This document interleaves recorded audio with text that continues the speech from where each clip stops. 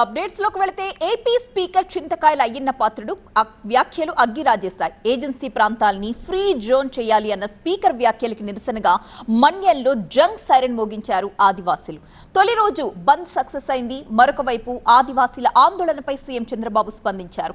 170 చట్టాన్ని తొలగించే ప్రసక్తే లేదు అని క్లారిటీ ఇచ్చారు ఆయన.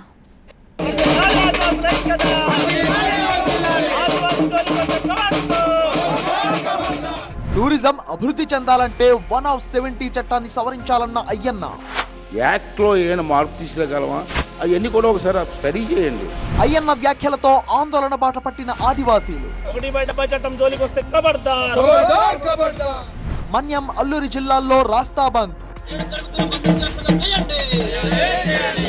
బంద్తో స్తంభించిన మన్యం. చట్టాన్ని ఎత్తివేసే ప్రసక్తే లేదన్న ప్రభుత్వం. ఆ 170 ప్రకారంగా ట్రైబల్ ఏరియాలో ఎవరైనా ఇన్వెస్ట్మెంట్ చేయాలన్నా, హోటల్ కట్టాలన్నా, టూరిజం స్పాట్స్ కట్టాలన్నా ట్రైబల్ ఏరియా ఉండాలంటారు. మరి అంత ఇన్వెస్ట్మెంట్ ట్రైబల్ చేయగలరండి? దాన్ని మీరు ఎట్లా ఏం చేయాలి? ఇప్పుడు మనం అంటే ఎవరైనా పైనుంచి వచ్చి ఇన్వెస్ట్మెంట్ చేయగలరు. 3 స్టార్ హోటల్లో, 5 స్టార్ హోటల్లో, టూరిజం స్పాటో, ఒక సినిమా హాలో ఏది కట్టగలరు. ప్రభుత్వంలో మనం ఏం యాక్షన్ తీసుకోగలమా? యాక్ట్లో ఏమైనా మార్పు తీసుకురాగలమా అవన్నీ కూడా ఒకసారి స్టడీ చేయండి. ఇవిగో ఈ వ్యాఖ్యలే ఆదివాసీలకు ఆగ్రహాన్ని తెప్పించాయి. అయితే తన మాటలపై సోమవారం వివరణ ఇచ్చారు అయ్యన్న పాత్రుడు. తాను టూరిజాన్ని అభివృద్ధి చేయాలి అన్న ఉద్దేశంతోనే మాట్లాడాం తప్ప ఎవరిని కించపరచాలనుకోలేదన్నారు ఆయన. టూరిజం డెవలప్ అవ్వాలంటే ఏ విధంగా చేస్తే బాగుంటుందని చెప్పి నాకు 43 సంవత్సరాల బట్టి నేను చూస్తున్నాను కాబట్టి దాని గురించి కొన్ని స్పీచ్ ఇవ్వడం జరిగింది. సరే, ప్రజాస్వామ్య దేశం మనది.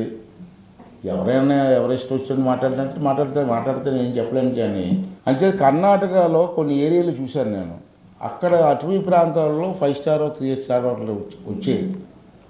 దాన్ని ఒకసారి పరిశీలించి ఏ చట్టం ప్రకారం కర్ణాటక కట్టారు, మరి అదే చట్టాన్ని ఆంధ్ర రాష్ట్రంలో ఎందుకు ఇంప్లిమెంట్ చేయకూడదు? గిరిజనుల హక్కులకు భంగం కలిగించేలా అయ్యన్న పాత్రుడు మాట్లాడారంటూ మండిపడ్డారు గిరిజనులు. 170 యాక్ట్ ను సవరించాలన్న వ్యాఖ్యలను ఖండిస్తూ 48 గంటల పాటు బంద్కు పిలుపునిచ్చాయి ఆదివాసీ గిరిజన సంఘాలు. ఆదివాసీల ఆందోళనకు విపక్షాలు, ప్రజా సంఘాలు మద్దతు పలికాయి.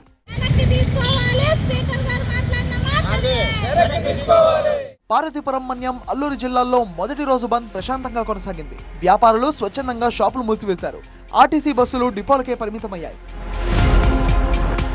గిరిజన చట్టాలపై స్పీకర్ చేసిన వ్యాఖ్యలను వెనక్కి తీసుకోవాలని డిమాండ్ చేశారు అరకు ఎమ్మెల్యే మత్స్యలింగం. ఆదివాసీలను కించపరిచేలా మాట్లాడిన అయ్యన్నపై SC ST అట్రాసిటీ కేసు పెట్టాలని డిమాండ్ చేశారు ఆయన. రాష్ట్ర అసెంబ్లీ స్పీకర్ అయ్యన్న పాత్రుడు భూబదలాయింపు చట్టంపై చేసినటువంటి అనుచితమైన వ్యాఖ్యలను మేము తీవ్రంగా పరిగణిస్తున్నాం. ఖచ్చితంగా దానికి ప్రభుత్వం వెంటనే స్పందించి సరైనటువంటి సమాధానం చెప్పాల్సినటువంటి అవసరం అయితే ఖచ్చితంగా ఉంది. ఎందుకంటే 170కి SC ST అట్రాసిటీ యాక్ట్కి దగ్గర సంబంధం ఉంది. అంటే మమ్మల్ని చట్టాలని, ఆదివాసులకు కేటాయించినటువంటి చట్టాలని ఏదైతే విస్మరిస్తారో మరి దాన్ని మమ్మల్ని ఆదివాసులకు కించపరిచినటువంటి విధానంగానే మేము పరిగణిస్తున్నాం. 170 యాక్ట్ ను సవరిస్తే తీవ్ర పరిణామాలు ఉంటాయని గిరిజన సంఘాలు హెచ్చరించాయి. టూరిజం ముసుగులో గిరిజనుల భూములను పెట్టుబడిదారులకు కట్టబెట్టే ప్రయత్నం చేస్తున్నారని మండిపడ్డాయి. ఆయన పాత్రుడు గారు, స్పీకర్ గారు 1/70 చట్టాన్ని సవరిస్తానన్నారో ఆ వ్యాఖ్యలను వెనక్కి తీసుకోవాలని గిరిజన ప్రజానికం ఈరోజు తెల్లవారుజాము నుండి రాష్ట్ర వ్యాప్తంగా బంధు నిర్మానుషంగా పాటించడం సంపూర్ణంగా విజయవంతం జరుగుతుంది. జీకే వీధిలో గిరిజనులు ప్రధాన రహదారిని దిగ్బంధించారు. సీలేరు, విశాఖ, జీకే వీధి, భద్రాచలం మధ్య రాకపోకలకు గంటల తరబడి అంతరాయం ఏర్పడింది. ఒడిశా, తెలంగాణ ప్రాంతాలకు రాకపోకలు నిలిచిపోయాయి. ఆందోళనలో గిరిజన సంఘాలు, CPM, కాంగ్రెస్ నేతలు పాల్గొన్నారు. అయ్యన్న పాత్రుడు తన వ్యాఖ్యలను వెనక్కి తీసుకుని క్షమాపణ చెప్పాలని డిమాండ్ చేస్తారు గిరిజన సంఘాల నేతలు. 1/70 చట్టం రక్షణ కోసం 48 గంటల రాష్ట్ర మన్యం బంద్ ఈ రోజు ప్రారంభమైంది. రాష్ట్ర వ్యాప్తంగా ఈ బంద్ విజయవంతంగా జరుగుతుంది. ఏజెన్సీ బంద్ తో ఇంటర్ ప్రాక్టికల్స్ పరీక్ష వాయిదా పడింది. MLC ఎన్నికల నేపథ్యంలో BNS 163ని అమలు చేశారు పోలీసులు. ఆదివాసీ ఆందోళనపై గిరిజన శాఖ మంత్రి గుమ్మడి సంధ్యారాణి స్పందించారు. 170 చట్టాన్ని మార్చే ఆలోచన ప్రభుత్వానికి లేదని క్లారిటీ ఇచ్చారు.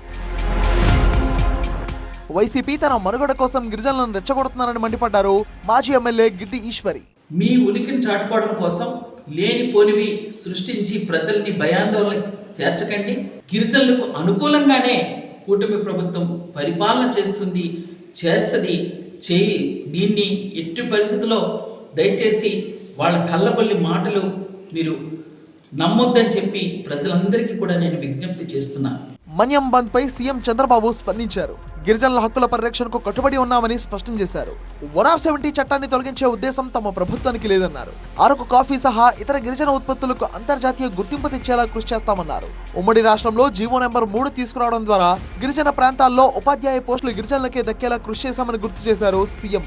గత ప్రభుత్వ నిర్లక్ష్యం కారణంగా న్యాయపరమైన చిక్కులతో ఆ ఉత్తర్వులు రద్దయ్యాయని, దాని పునరుద్ధరణకు కృషి చేస్తామన్నారు. గిరిజన ప్రాంతాల్లోని ఆస్తులపై వారికే హక్కు ఉండాలని చెప్పే 170 చట్టాన్ని మార్చే ఉద్దేశం తమకు ఎంత మాత్రమూ లేదన్నారు. అనవసర అపోహలతో ఆందోళన చెందవద్దని ఆదివాసీలకు సూచించారు సీఎం చంద్రబాబు.